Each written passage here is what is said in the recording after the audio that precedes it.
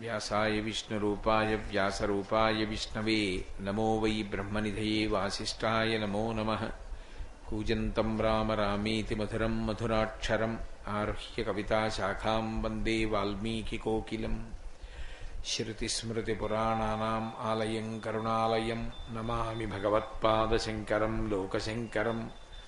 వాగర్ధావివ సంపృక్తౌ వాగర్ధప్రతిపత్తయే జగతః పితరౌ వందే పార్వతీ పరమేశ్వరౌ. సూక్తిం సమగ్రయతున స్వయమేవ లక్ష్మీః శ్రీరంగరాజమహిషీ మధురైః కటాక్షైః. వైదగ్ధ్యవర్ణగుణగుంభనగౌరవైర్యాం కండూలకర్ణకుహరాः కవయోధయంతి.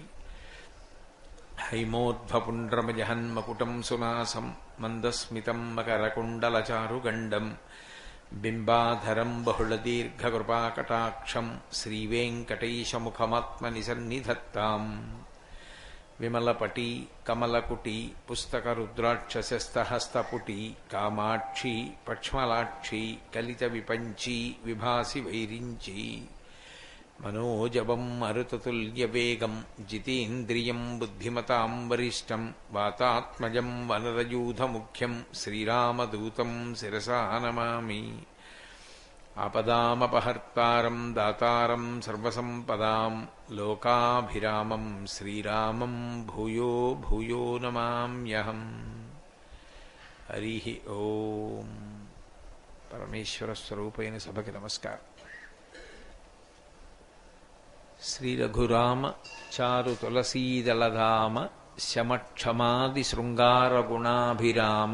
త్రిజగన్నుత శౌర్య రమాలలామ దుర్వార కబంధ రాక్షస విరామ.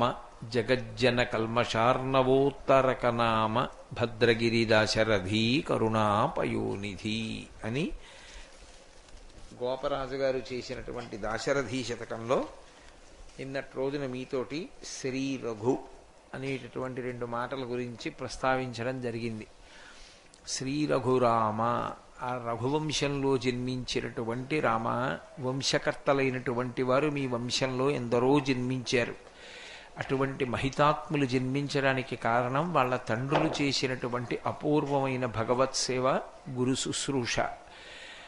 రఘువు ఎలా జన్మించాడో అలా నువ్వు కూడా ఇక్ష్వాకు వంశంలో జన్మించినటువంటి కారణజన్ముడవు. ఆయనకి రామ అని పేరు పెట్టారు వశిష్ఠ మహర్షి. రామ అన్న మాటకి అనేకమైనటువంటి అర్థాలున్నాయి. ప్రధానమైనటువంటి అర్థం ఏమిటి అంటే, రాముని యొక్క గుణముల చేత లోకులందరూ కూడా సంతోషిస్తూ ఉంటారు.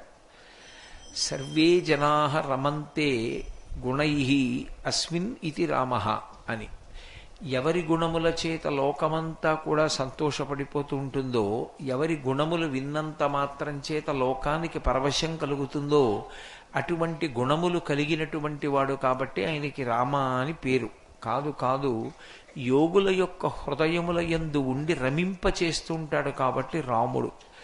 రమించడానికి కారణమైన వాడు కాబట్టి రాముడు. ఆత్మగా ఉండేవాడు కాబట్టి ఆత్మారాముడు. రామ అన్న ఒక్క నామానికి ఎన్నో అర్థాలు చెప్పారు. ప్రధానంగా లోకానికి సంబంధించినంత వరకు రాముని యొక్క వైశిష్ట్యం ఏమి అంటే, రాముని యొక్క గుణములే. ఆయన యొక్క గుణములను తలుచుకుని పొంగిపోతారు. అసలు రామాయణం ఈ లోకంలోకి రావడానికి కారణం కూడా ఏమిటి అంటే, రామచంద్రమూర్తి యొక్క గుణములే కారణమయ్యాయి. ఒకానొక నాడు వాల్మీకి మహర్షి నారద మహర్షిని అడిగారు, 16 గుణములు సంపూర్ణంగా కలిగినటువంటి మనుష్యుడు ఈ లోకంలో ఈ కాలంలో ఇప్పుడున్నాడా అని అడిగాడు ఆయన. వాల్మీకి మహర్షి అడిగినటువంటి ప్రశ్న అది. కోన్వస్మిన్ సాంప్రతం లోకే గుణవాన్ కశ్చ వీర్యవాన్ ధర్మజ్ఞశ్చ కృతజ్ఞశ్చ సత్యవాక్యో దృఢవ్రతః చారిత్రీణి చ కోయుక్తః సర్వభూతేషు కోహితః విద్వాన్